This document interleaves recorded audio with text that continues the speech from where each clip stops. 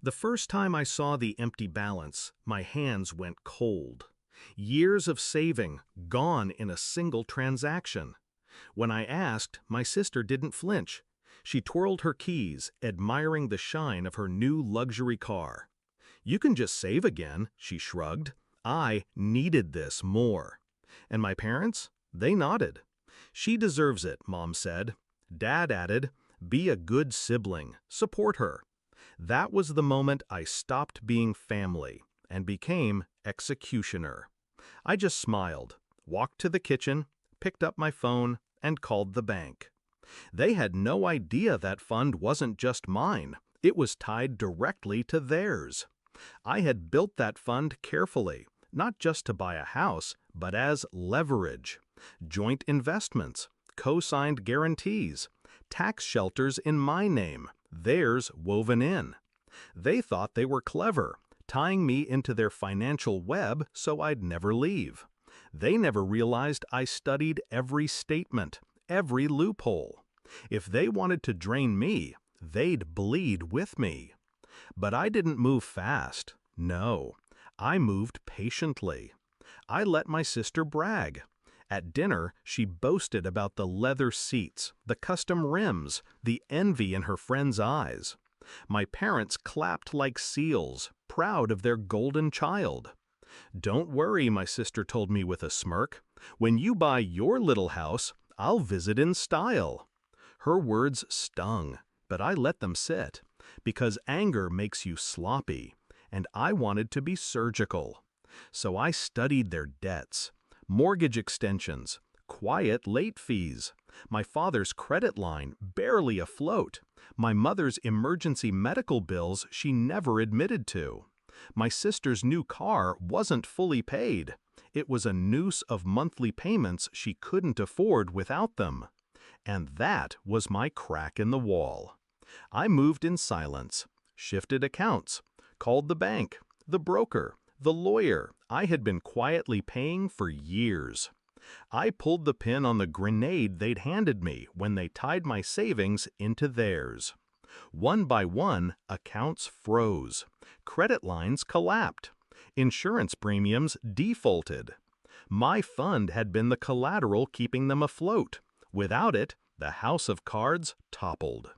I watched the numbers shift in real time. My sister's car loan now red-flagged. My parents' mortgage now under review. Their perfect financial balance shredded in hours. And I waited. The call came 2 weeks later. "Why are our accounts frozen?" Dad barked down the line. Mom's voice cracked in the background. My sister screeched, demanding answers. I held the phone steady, calm as ever. "Because you spent what wasn't yours," I said. "You selfish little—" Dad started, but I cut him off. "You wanted me to save again?" My voice dropped, low and sharp. "Then start saving yourselves." I hung up. The fallout was delicious.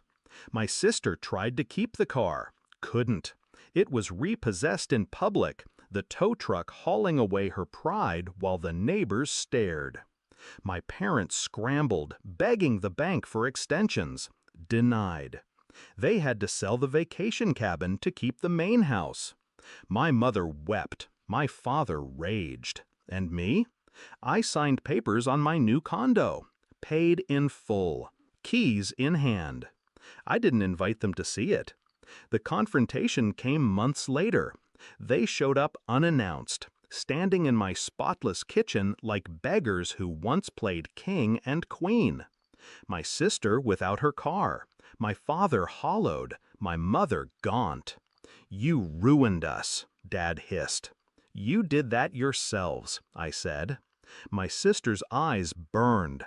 "You think you're better than us?" I met her stare. Calm, cold. "No, I just learned not to let parasites feed off me." Silence. Heavy. Unbreakable. They left without another word. That was the last time they ever set foot in my home. Now I sit by my window, city lights flickering against glass. My name alone on every deed, every account. Untouchable. I gave them a choice once: family or betrayal. They chose betrayal. I gave them a second choice: humility or collapse. They chose arrogance. And I gave them their ending. They thought my savings were theirs to steal, but I made sure their empire was built on my foundation. So when they drained me, they pulled the ground from under themselves. That was the plan all along. That was my revenge. Because sometimes justice isn't about screaming or fighting. It's about smiling, dialing the bank, and watching everything they built burn to ash, while you rise from it, untouched.